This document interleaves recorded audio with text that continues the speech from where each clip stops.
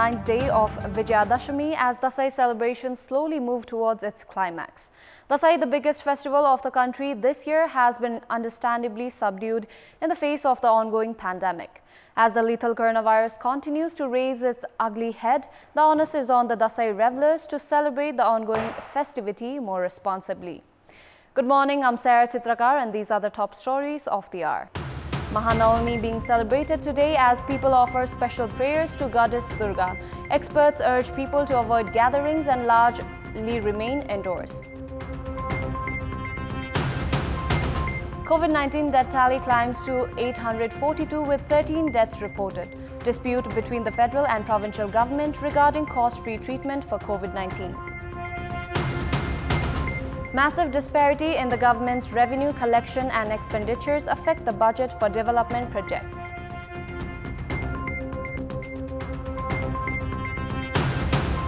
And Real Madrid tamed Barcelona 3-1 in the first El Clasico of the season.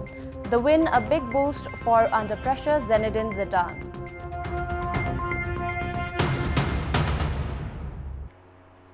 It's Mahanavami, the ninth day of the Vijayadashami festival today. Goddess Durga is worshipped and Jamara, the germinated seeds sown on the first day marking the Dasai festival, is offered in various temples across the country. On this day of Navami, special worship of Goddess Durga is performed by offering Jamara among others. There is an age-old tradition of offering animal sacrifice on this day of Mahanavami. People opting against giving animal sacrifice offer coconut, which is being widely used in Hindu culture in recent time. The festival is observed by a majority of the countrymen as religious hymns are recited at home and temples on this day. Meanwhile, the Taleju temple located at Hanuman Dhoka in the capital that is opened on this day for the devotees to pay homage will remain closed this year due to the outbreak of the global pandemic.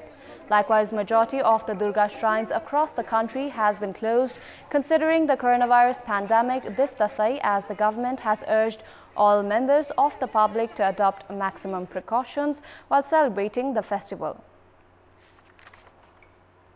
The scenario during the ongoing Dasai festival has remained critical and disappointing amid the COVID-19 pandemic. People are deprived of celebrating the festival with friends and families in a usual merrymaking environment as the fear of virus transmission persists. Get-together between family members during Dasai is a major charm of the festival. People who had travelled far and wide in connection with their jobs return home during this time. There is an age-old tradition of receiving tika from the elders as the festival is celebrated with much joy and fervour. Meanwhile, the celebrations this year has largely remained subdued due to the ongoing coronavirus pandemic. The government has directed the public to avoid movement and celebrate the festival by remaining indoors. Religious experts view that gatherings could be avoided while blessings could be virtually received through internet. Kathmandu Valley has remained a coronavirus hotspot for long, while Biratnagar, Butwal, Bharatpur, among other major cities with dense settlements, have been reeling under a health crisis as well. In the meantime, health experts have advised people to refrain from mass gatherings. Given the scenario, it is therefore understandable that the onus is on the people to celebrate this year's Dasai festival more responsibly, literally abiding by the word. The novel coronavirus has continued its surge as 2,225 new cases of COVID-19 were confirmed in the country yesterday. With this, the total number of coronavirus cases has climbed to 155,233. Likewise, the death toll from the novel coronavirus has climbed to 842 with 13 deaths reported yesterday. According to the Health Ministry, a total of 13,846 swab samples were tested yesterday, taking the test tally to over 1.38 million. 1,110 cases were reported from the federal capital, as Kathmandu district alone confirmed 832 cases, while Lalitpur reported 176 and Bhaktapur witnessed 102 cases. Likewise, 2,846 individuals registered full recovery yesterday, taking the national recovery tally to 108,334, as the recovery rate stands at 69.8%. According to the Health Ministry, there are over 46,000 active cases in the country and 3,322 individuals in quarantine facilities. The ministry informed that 70 patients are receiving treatment with ventilator support, while 307 are in intensive cares.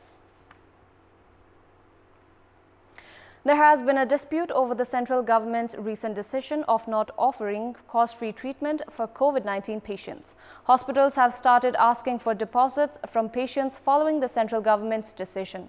However, the provincial government has decided to continue with the cost-free treatment, instructing hospitals to continue with the decision.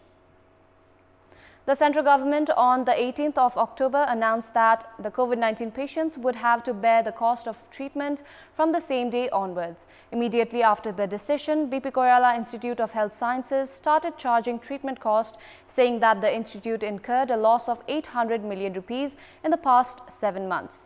Depending on the degree of infection, the central government allowed hospitals to charge a minimum of 3,500 rupees to 15,000 rupees from patients other than low-income group, physically challenged and frontline workers. However, Koshi Hospital in Biratnagar is carrying out cost-free test and treatment as per previous decision and has informed that it would take a new decision regarding the issue after Dasai Festival.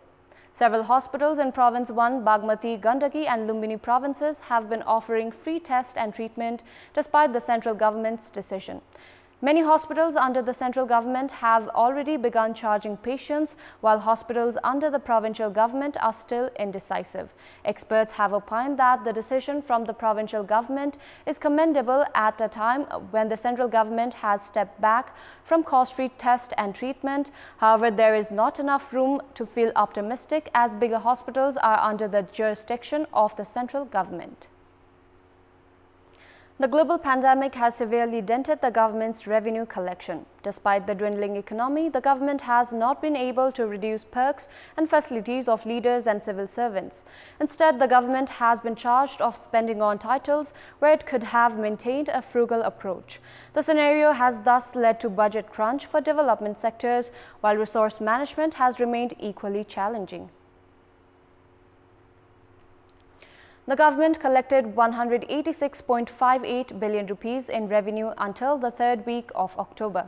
However, during the same time period, current expenditure for perks and facilities of leaders and civil servants has exceeded by 8 billion rupees.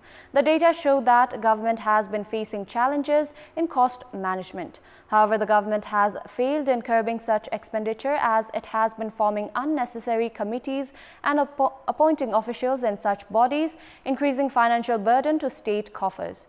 The current expenditure has been increasing for the last 3 years. Indiscriminate increase in the number of offices, haphazard purchase of vehicles, recruitment of officials and employees in contract are the main reasons for the increase in current expenditure. The Public Expenditure Review Commission in its report had already pointed that such wasteful expenses could be reduced. However, the government has been overlooking such recommendation and increasing expenses by forming irrelevant bodies. Monthly salary of leaders and staffers, office rents, cost of goods and services, social security and interest, among others, are included in current expenditure. The Commission has reported that 26.3 million rupees is being spent annually on office equipment alone. Expenditure too has increased due to office rent, vehicles, among other miscellaneous expenditures. The government has reached a stage where it is not in a position to release budget for development project. The government, however, has not heeded recommendations pointed out by the Commission to curb its expenditure.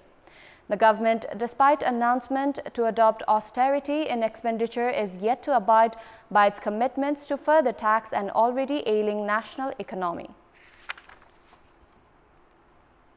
In our Public Voice segment, we had asked the local residents in Pokhara, how are you celebrating the Dasai Festival amid COVID-19 pandemic? Let's take a look at what they had to say. Public Voice.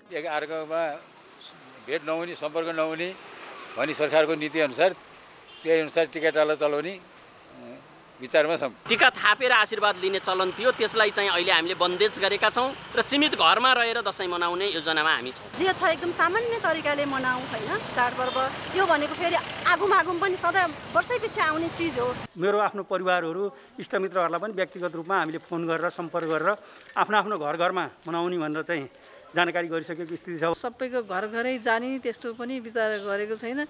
मेरो पिताजी वृद्ध हुनुहुन्छ, उहाँसँग मात्रै लाउने विचार गरेको छु। उहाँसँग मात्रै लाइन्छ। अब मामाहरू टाढा चाहिँ जानलाई चाहिँ अलिकति हामी यसमा चाहिँ आफै सजगता अपनाउनु पर्छ भन्ने हिसाबले टाढा चाहिँ गयो। अहिलेको दसैँ हामीले यो महामारीको कारणले गर्दा अरूको कसैको घरमा नजाने, आफ्नै घरमा बसेर परिवारले दसैँ मनाउने, परिवारमै इन्जोय लिने, अरूलाई पनि हाम्रो घरमा टिका लाउन अहिले नआउनुहोस्, अर्को साल लगाउँला भन्ने छौँ। सम्पूर्ण विश्व नै अहिले कोरोना महामारीले थलिरहेको अवस्थाले गर्दाखेरि हामी जो जहाँ छौँ त्यसरी नै दसैँ मनाउने हो। आफ्नै परिवार मात्रै बस्ने, बाहिर अन्त नजाने।